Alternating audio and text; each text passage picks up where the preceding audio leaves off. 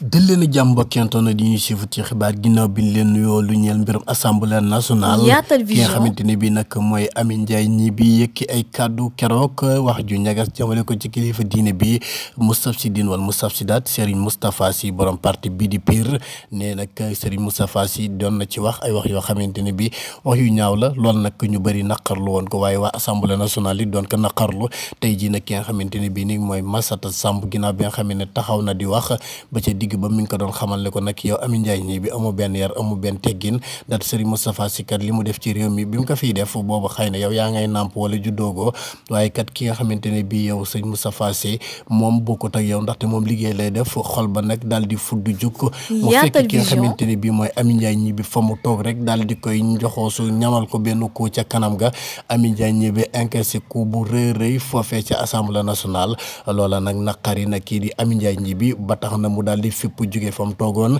yenu benn chaise wutali ki nga xamante ne bii mooy Massata Samb ginnaaw ku bi nga xamee ne jot na ko koo ñamal moom it mu jël banc bi nar ko fëgg waaye nag loolee mu jëwul sotti ñu daal di koy téye mu daal di jot a xàpparti ko ca kaw daanu ci suuf moom moomee di Amy Ndiaye Gniby ginnaaw nag bi nga xamante ne bii nag daanu na lan ko daal di yëkkatee foofu daal di koy delloo fa mu nekkoon waaye taxul benn yoon mu daal di ànd ak daal assemblée ba nag daal di rëbayoo kenn ku nekk nag daal di jaar benn côté xeex ba ne cobbay ca diggante waa APR ak waa ñi nga xamante ne bi mooy parti PUR bokk na ca ñi nga xamante ne bii it waa Pastef ndaxte képp koo xamante ne bii bokkoon nga ci opposition bi yaa nga woon ca yëf ya waaye képp koo xamante ne bokkoon nga woon ci APR it yaa ngi woon ca mbir moomale ngir àtte ba xeex ba ne cobbay foofale ci diggante Amy Ndiaye Gniby ak ki nga xamante ne bii nag mooy waajooju Samb te bokk ci ñi nga xamante ne ñooy waa kër Serigne Moustapha Sy ndaxte kan nee na Moustapha Sy moom li mu liggéey ci Sénégal kii liggéeyu ko waaye nag kii da ko ñàkk war na ba tax na loola tax ñoom bi ñu ñëw dañoo indaari seen brassard rouge ngir kat naqarlu wax ju ñaaw ji nga xamante ne bi